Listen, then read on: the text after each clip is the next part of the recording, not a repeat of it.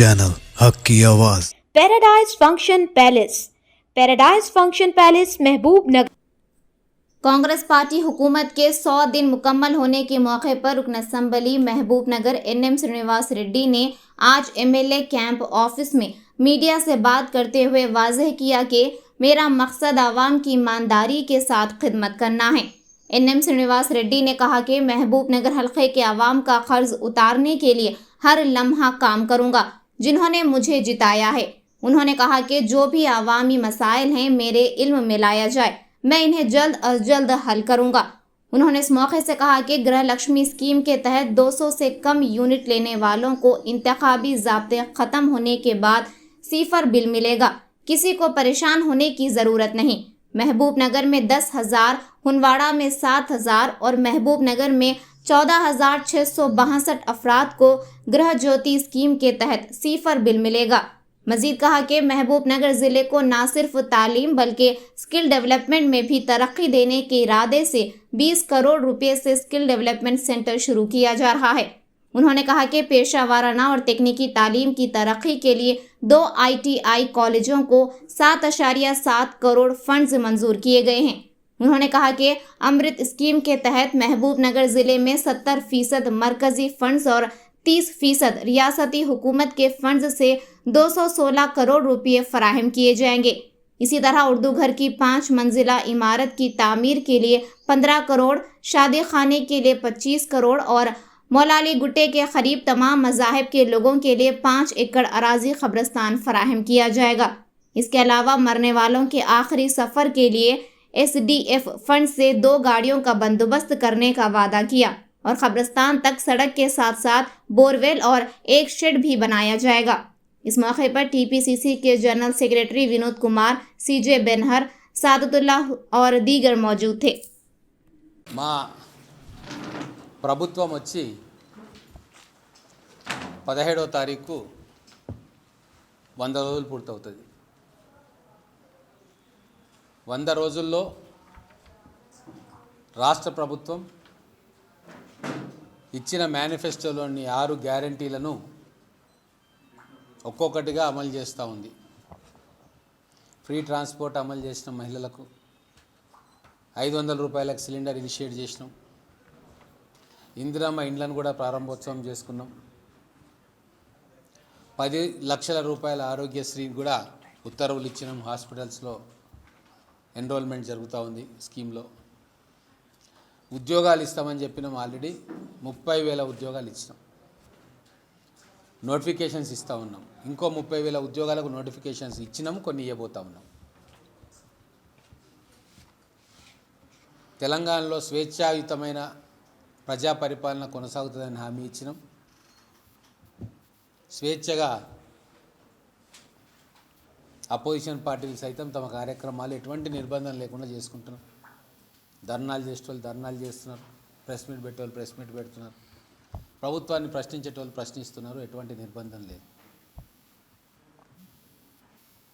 ఇక్కడ మహబూబ్ నగర్లో కూడా ఈ 100 రోజుల్లో చాలా కార్యక్రమాలకు పునాది పడ్డది.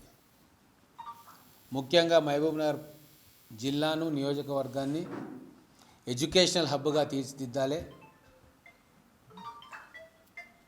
మన విద్యార్థులకు నాణ్యమైన విద్యను లోకల్గానే అందించాలని ఒక సంకల్పంతో చాలా విషయాల్లో మేము పునాది వేసుకున్నాం. ఇప్పుడు 100 రోజుల్లో 100 రోజులు చాలా తక్కువ సమయం ఒక పరిపాలనలో, కానీ భవిష్యత్తు కోసం ఈ 100 రోజుల్లో మీ ఎమ్మెల్యేగా నేను, మా ప్రభుత్వం సరైన నిర్ణయాలు తీసుకొని సరైన పంతాలోనే పోతున్నాం. మొదటగా మన పాలమూరు యూనివర్సిటీకి దేశవ్యాప్తంగా ఖ్యాతి తీసుకురావడానికి ఇన్ఫ్రాస్ట్రక్చర్ను నెక్స్ట్ లెవెల్కు తీసుకుపోవడానికి 100 కోట్ల రూపాయలను మనం రూసా నిధుల కింద శాంక్షన్ చేయించుకున్నాం. అది చాలా పెద్ద అచీవ్మెంట్. అలాగే ఏటా 10,000 మంది విద్యార్థులు మహబూబ్ నగర్ నుంచి బయటికి పోయి ఇంజనీరింగ్, మిగతా మెడిసిన్ కోర్సులు చేస్తూ ఉన్నారు. వాళ్ళ కోసం యూనివర్సిటీలో ఒక ఇంజనీరింగ్ కాలేజు, తర్వాత ఒక లా కాలేజు పెట్టాలని చెప్పి ప్రపోజల్ పెట్టి ముఖ్యమంత్రి గారితో ఓకే చేయించుకున్నాం. మహబూబ్ నగర్ సభలో ప్రకటించేది ఉండే, కానీ కోడ్ వస్తుందని చెప్పి ఆయన ప్రకటించలేదు. 100% కోడ్ ఎన్నికైన తర్వాత వారం 10 రోజుల్లో వీటికి సంబంధించిన అధికారికమైన ఉత్తర్వులు వస్తాయి. ఆల్రెడీ ఇనిషియేషన్ చేసిండ్రు. ప్రిన్సిపల్ సెక్రటరీ గారు యూనివర్సిటీకి లెటర్ రాసి ఏఐసిటికి అప్లై కావాల్సినవన్నీ చేయమని చెప్పి ఆల్రెడీ అధికారికంగా ఇంటర్నల్ కమ్యూనికేషన్లో నోట్ ఇచ్చిండు. అది మీకు ఇస్తా ఫోటోకాపీ. అలాగే మహబూబ్ నగర్ను స్కిల్ డెవలప్మెంట్ సెంటర్గా చేస్తామని చెప్పి మేము మాటిచ్చినాం. 100 రోజుల్లోనే తెలంగాణలో మా ప్రభుత్వం వచ్చిన తర్వాత రెండో స్కిల్ డెవలప్మెంట్ సెంటరు మనం మహబూబ్ నగర్లో పెట్టుకుంటున్నాం. దానికి అనుమతులు వచ్చినాయి. స్థలం కూడా టెంపరీగా చూస్తూ ఉన్నాం. ఇంకొక 3 వారాలలో లేదా 4 వారాలలో మహబూబ్ నగర్లో స్కిల్ డెవలప్మెంట్ సెంటర్ స్టార్ట్ అవుతుంది. మొదలు ప్రైవేట్ భవనంలో స్టార్ట్ అవుతుంది. తర్వాత నెక్స్ట్ అకాడమిక్ ఇయర్లో ఒక మంచి భవనాన్ని నగరం నడిబొడ్డున దానికి కేటాయించబోతూ ఉన్నాం. 2-3 స్థలాలు ఐడెంటిఫై చేసినాం. కలెక్టర్ గారికి గవర్నమెంట్కు పర్మిషన్స్ కోసం లెటర్ రాసి శాంక్షన్ చేసి ఆ స్కిల్ డెవలప్మెంట్ సెంటర్ అనేది మొత్తం మహబూబ్ నగర్ చుట్టుముట్టలో ఉన్న ప్రతి ఒక్క చదువుకునే విద్యార్థి కూడా బయటి ప్రపంచంలో ఉద్యోగం చేయడానికి వెళ్తున్నప్పుడు అన్ని విధాలుగా వాళ్ళను సుశిక్షితులను చేసి వాళ్ళకు కావాల్సిన ట్రైనింగ్ను వాళ్ళకి ఇప్పించి బయట పోటీ ప్రపంచంలో నిలదొక్కుని ఉద్యోగాలు చేసుకునే విధంగా మేమందరం కూడా వారికి ఆ స్కిల్ ట్రైనింగ్ చేసే ఏర్పాటు చేస్తూ ఉన్నాం. హిందువులు కావచ్చు, ముస్లింలు కావచ్చు, క్రైస్తవులు కావచ్చు, శ్మశాన వాటికకు సరిగ్గా స్థలం కేటాయించలేదు అని చెప్పి అడిగారు. కాబట్టి స్పెషల్ ఫోకస్ తీసుకొని ప్రభుత్వ యంత్రాంగంతో మాట్లాడి మౌలాలీగుట్ట దగ్గర 5 ఎకరాలు మైనార్టీ సోదరులకు, 5 ఎకరాలు హిందువులకు, 5 ఎకరాలు క్రిస్టియన్లకు కేటాయించి ఆ ఇన్ఫ్రాస్ట్రక్చర్ కూడా దానికి అప్రోచ్ రోడ్డు ఒక 3 కిలోమీటర్ల రోడ్డు అవసరం ఉంటుంది. 2 వైపుల నుంచి సిటీకి, యనుగొండ వైపు నుంచి ఒకటి, తిమ్మసానిపల్లి దగ్గర నుంచి ఇంకొకటి, 2 రోడ్లు కూడా ఆ గుట్టకు వచ్చేటట్టుగా చేసి 2 వాహనాలను కూడా నేను ఎస్డిఎఫ్ నుంచి ఇస్తున్నా. అవి పెట్టినాము. ఈ కోడ్ అయిపోయిన లోపల మనకు ఆ వాహనాలు కూడా సిద్ధంగా ఉంటాయి. భవిష్యత్తులో ఇంకా ఎకరాలు కావాలన్నా కూడా అక్కడ స్పేస్ ఉంది. ఇక మనకు ఎక్కడ సమాధి చేయాలి, ఎక్కడ పూడ్చాలి అనే బాధ లేకుండా వచ్చే 20-25 సంవత్సరాలకు శాశ్వతమైన పరిష్కారం మనము వెతికినాం. అలాగే ఉర్దూగర్ కోసం ఎన్నో ఏళ్ళ నుంచి తిప్పలు పడుతూ ఉన్నారు. ఉన్న ఇక్కడ పక్కనే టిన్ షెడ్ ఉండే దాన్ని 5 అంతస్తుల భవనం చేస్తున్నాము. 15 కోట్ల రూపాయల ఎస్టిమేట్ తోటి 5 ఫ్లోర్లతోటి మన మైనార్టీ సోదరులు హజ్కి పోవడానికి ఉన్న ఏర్పాట్లు, అక్కడ సాంస్కృతిక కార్యక్రమాల కోసం కానీ, లైబ్రరీ కోసం కానీ, లేదు బయటి ప్రాంతాల నుంచి వస్తే అక్కడ సేద తీరడానికి రూమ్స్ కానీ, ఇవన్నీ కూడా ఒక మాస్టర్ ప్లాన్ తోటి 5 అంతస్తుల భవనాన్ని నిర్మాణం చేసుకోవడానికి 15 కోట్ల రూపాయలు ముఖ్యమంత్రి గారు సమ్మతం చెప్పిండ్రు. అలాగే షాదీఖానా ఎప్పటి నుంచో కోరుకుంటున్నారు. ఇక్కడ తిరుమల తిరుపతి దేవస్థానంలో హిందువుల సాంస్కృతిక కార్యక్రమాలు జరుగుతాయి. ఇంకా 2-3 స్థలాలు ఉన్నాయి, కానీ మైనార్టీస్కు లేవు. కాబట్టి ఒక షాదీఖానా వాళ్ళకి పేద మైనార్టీలు వాళ్ళ పెళ్ళిళ్ళు చేసుకోవడానికి అనుకూలంగా ఒకటి నిర్మాణం చేయాలని డిమాండ్ ఉండే. గత ప్రభుత్వాలు ఏవి కూడా వాటిని పట్టించుకోలే. కానీ మేము వచ్చిన తర్వాత గౌరవ ముఖ్యమంత్రి గారి దృష్టికి తీసుకుపోయి 25 కోట్ల రూపాయలు దానికి ఇవ్వాలని చెప్పినాము. వాళ్ళు శాంక్షన్ చేసిండ్రు. ఒక 2-3 లొకేషన్స్ కలెక్టర్ గారు ఐడెంటిఫై చేస్తారు. అది పట్టణంలోనే ఉంటుంది, ఎక్కడో ఊరికి విసేసినట్టు ఉండదు. ఏదైనా ఒక కార్యక్రమం చేస్తే పేరు కోసమో పేపర్లో రాయించనీకనే ఎన్ఎం శ్రీనివాసరెడ్డి చేయడు. ఆ కార్యక్రమం చేయడం వల్ల ప్రజలకు ఉపయోగపడాలా, ప్రజలు దాన్ని అందుబాటులో ఉంచి ప్రజలు దాన్ని వాడుకోవాలన్నదే ఉంటుంది తప్ప అలవి కాని ప్రామిసులు చేసి కాగితాలు చూపించి మర్చిపోవడం అనేది మా ప్రభుత్వానికి అలవాట్లేదు, నాకు అలవాట్లేదు. అందుకే కాంక్రీట్ ప్లాన్ తోటి ఆ సమ్మతి తీసుకున్న తర్వాతే ఇది కలెక్టర్ గారు అఫీషియల్గా రాసిన నోటు దాన్ని కాపీ చేసి మీకు ఇస్తా, అంటే సంతకం లేకుండా. తర్వాత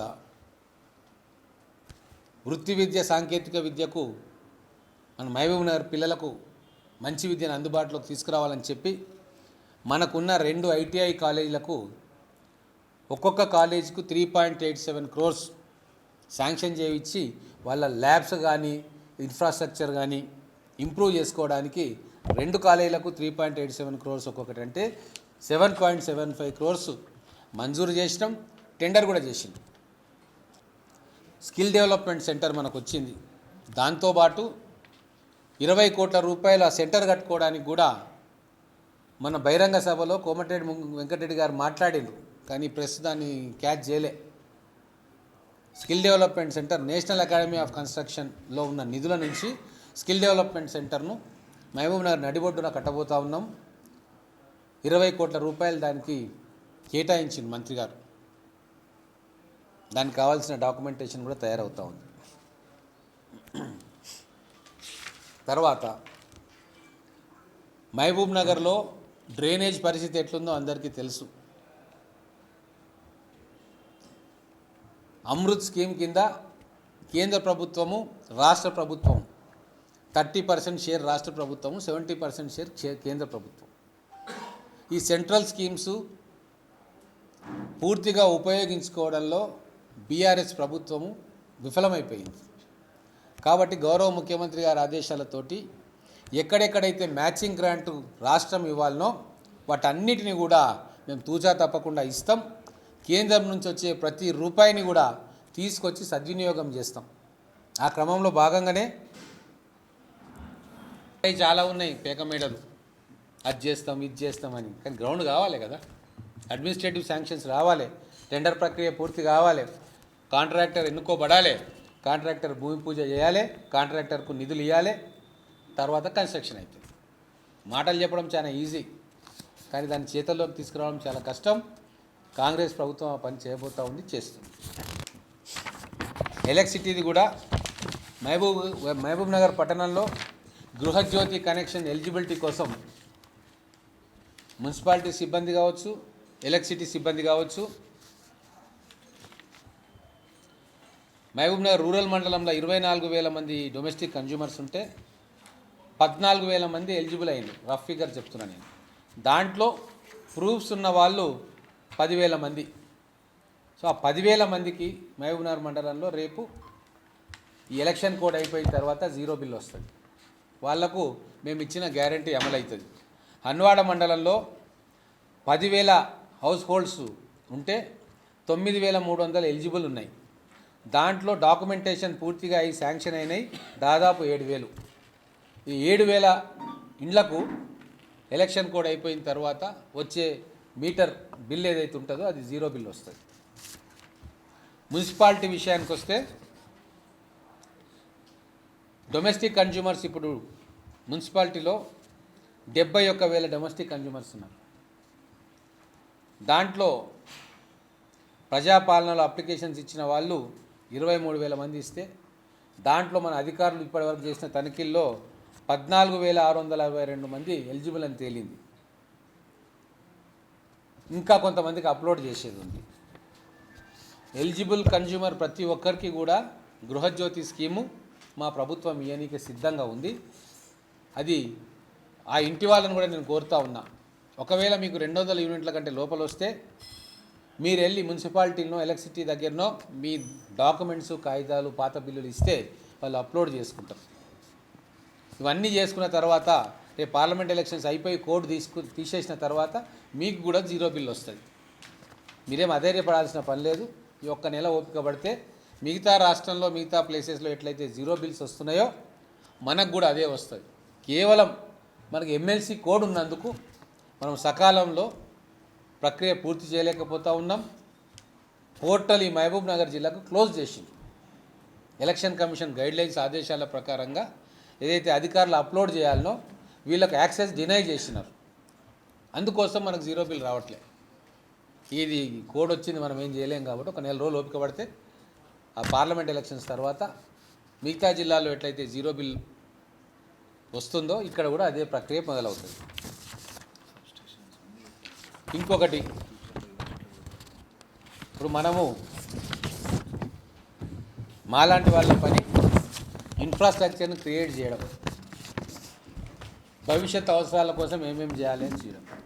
నేను అప్పుడు ఎమ్మెల్యేగా ఉన్నప్పుడు కరెంటు కొరత తీవ్రంగా ఉంది, ఫ్లక్చుయేషన్స్ ఉన్నాయంటే దానికి పరిష్కారం ఏంది అని విద్యుత్ అధికారులు అడిగినప్పుడు సబ్స్టేషన్స్ కావాలి సార్ అంటే ఆ రోజు ఎస్వీఎస్ దగ్గర ఒకటి, పాలకొండ దగ్గర ఒకటి, సబ్స్టేషన్ల కోసం ల్యాండ్స్ కబ్జాలో ఉంటే విడిపించి వాటిని విద్యుత్ శాఖకు అందజేయడం జరిగింది. ఈరోజు అక్కడ సబ్స్టేషన్లు ఉన్నాయి, ఆ ఏరియాలో కరెంటు రెగ్యులేట్ చేయడానికి ఉపయోగపడతాం. కానీ ఇక్కడ ఏం జరిగిందంటే గత ప్రభుత్వంలో ఉన్న వాళ్ళు అలాట్ చేస్తాన్న ల్యాండ్లనే కబ్జా పెట్టి దాని సబ్స్టేషన్ పక్కన పడేసారు. వాళ్ళకు ఆడ భూమి కళ్ళలో మెదులుతుంది కానీ ఆ భూమి సబ్స్టేషన్ వస్తే ఎన్ని వేల ఇళ్లలో వెలుతురులు వస్తాయన్న ఆలోచన వాళ్ళకి లేకుండే. అందుకే ఇప్పుడు మేము వచ్చిన తర్వాత మెడికల్ కాలేజ్ దగ్గర ఏదైతే అలాట్ అవుతుందో దాన్ని కబ్జా నుంచి విముక్తి చేసి వాళ్ళకి హ్యాండ్ ఓవర్ చేస్తాం. అలాగే మొత్తం రేపు పాలమూరు యూనివర్సిటీ పెద్దగా కాబోతూ ఉంది.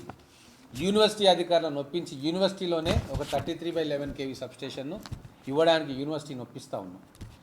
దాంతో ఆ చుట్టుముట్టు ప్రాంతాల్లో వీరన్నపేట దాకా ఆ సబ్స్టేషన్ ఉపయోగించుకొని నాణ్యమైన విద్యుత్ వస్తుంది మనకి. బండమీదపల్లి, వీరన్నపేట, ఆ చుట్టుముట్టు మహబూబ్నగర్ మండలంలో గ్రామాలు కూడా వస్తాయి. అలాగే హన్వాడ మండలంలో కూడా పెద్దార్పల్లిలో, బుద్ధారంలో ప్రభుత్వ జాగను చూసి అక్కడ 33 kV సబ్స్టేషన్ను పెట్టనీకే కూడా నేను అధికారులకు ఆదేశాలు ఇచ్చాను.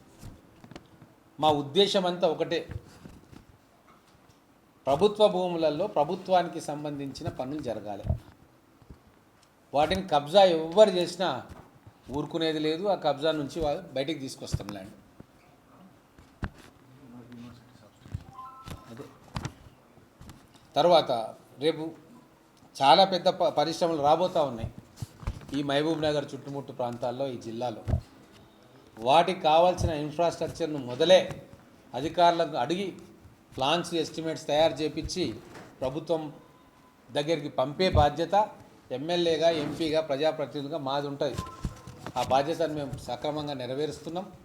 ఖచ్చితంగా 20-25 సంవత్సరాల వరకు ఏమేమి కావాలనో అవన్నీ కూడా ప్రభుత్వానికి అందించే కార్యక్రమం చేస్తూ ఉన్నాం. ఈ మొదటి 100 రోజుల్లో మాకు చేతనైనంతగా ప్రజల అవసరాలను తీర్చే ప్రయత్నం చేసినాం. ఎమ్మెల్యేగా నేను ఖచ్చితంగా ప్రజలకు ఇక్కడనే క్యాంప్ ఆఫీసులు అందుబాటులో ఉంటున్నా. హైదరాబాద్కి వెళ్తే కేవలం అధికారులతో శాంక్షన్ చేయించుకోవడానికి సెక్రటేరియట్ పోవడం తప్ప నాకు వేరే ఏం పనేం లేదు. ఇంకా ఉంటే ఇక్కడ ఉంటా ప్రజలతోటి, లేదా గ్రామాలలో ఉంటా, లేదు హైదరాబాద్కు పోతే సెక్రటేరియట్, అసెంబ్లీ తప్ప ఇంకో దగ్గర ఉండ. నేను గెలిపించినందుకు, ప్రేమతో నన్ను ఆశీర్వదించినందుకు వాళ్ళ రుణం తీర్చుకునే విధంగా నా పనితనం ఉంటుంది. ఇంకోటి, దయచేసి అంటే మళ్ళీ దీన్నే హెడ్లైన్ చేయకండి. దయచేసి మీ అందరు కూడా చెప్తా ఉన్నా, ఈ భూముల పంచాయతీలు, ట్రాన్స్ఫర్లు, ఉద్యోగాల కోసం నా దగ్గరికి రాకండి. ఎమ్మెల్యే పని అది కాదు. అంటే దీన్ని హెడ్లైన్ చేయకండి, సైడ్ లైన్లో రాయండి. నేను కేవలం ప్రజా సమస్యలు తీర్చనీకే, రోడ్ల కోసము, డ్రైనేజ్ కోసము, విద్యా వ్యవస్థ కోసము, కాలేజీల కోసము, పరిశ్రమల స్థాపన కోసము, అధికారులు ఏమైనా తప్పు చేస్తుంటే వాళ్ళని సరిదిద్దడం కోసము, దీనికోసం ఎమ్మెల్యే ఉన్నాడు. ఉద్యోగాలు వచ్చేవి ప్రభుత్వం ఇస్తుంది, ఎమ్మెల్యే ఉద్యోగం ఇయ్యడు. కాబట్టి మీ అందరికీ వర్తిస్తుంది అది. దయచేసి నా దగ్గరికి భూముల పంచాయతీలకో ఉద్యోగాల కోసమో రాకండి. నా పని కాదు. నా పని గివి ఇప్పుడు చెప్పిన పని. దాన్ని నేను సిన్సియర్గా అమలు చేస్తా. ఎటువంటి ప్రయత్న లోపం ఉండదు. నా 100 రోజుల ఈ పరిపాలన, మా ప్రభుత్వ పరిపాలనకు మీరందరూ కూడా పాత్రికేయ మిత్రులు మనస్ఫూర్తిగా సంపూర్ణంగా సహకరిస్తున్నందుకు, ఏవైనా లోటుపాట్లు ఉంటే నా దగ్గర వచ్చి చెప్తున్నందుకు మీ అందరికీ కూడా హృదయపూర్వకమైన ధన్యవాదాలు. మీకు ఒకటి రిక్వెస్ట్ కూడా చేస్తూ ఉన్నా, మీరు ఏదైనా చెప్పడానికి వచ్చినప్పుడు గుంపులో చెప్పకండి దయచేసి. ఎక్కదు. ఫ్రీ టైం మార్నింగో ఈవినింగో రండి, ఛాయ్ తాగుకుంటా ఎక్కడ ఏ సమస్య ఉంది ఏందనేది మళ్ళీ మనం డిస్కస్ చేసుకుంటాం. ఏం చేస్తున్నారు కొందరు మిత్రులు, 100 మంది ఉంటే వచ్చి ఏదేదో చెప్తా ఉంటే ఏడెక్కుతుంది. హ్యూమన్ మైండ్కి అట్లా ఎక్కదు. ప్రశాంత వాతావరణంలో మీరు చెప్తే అది మైండ్లో కూర్చుంటుంది. కాబట్టి దయచేసి నేను ఉన్నది ప్రజా సమస్యల పరిష్కారం చేయనీకి మాత్రమే. ఎటువంటి సమస్య అయినా, ఎటువంటి ఇబ్బందులున్నా, లేదా ప్రభుత్వం నుంచి ఏమైనా తప్పులు జరుగుతున్నా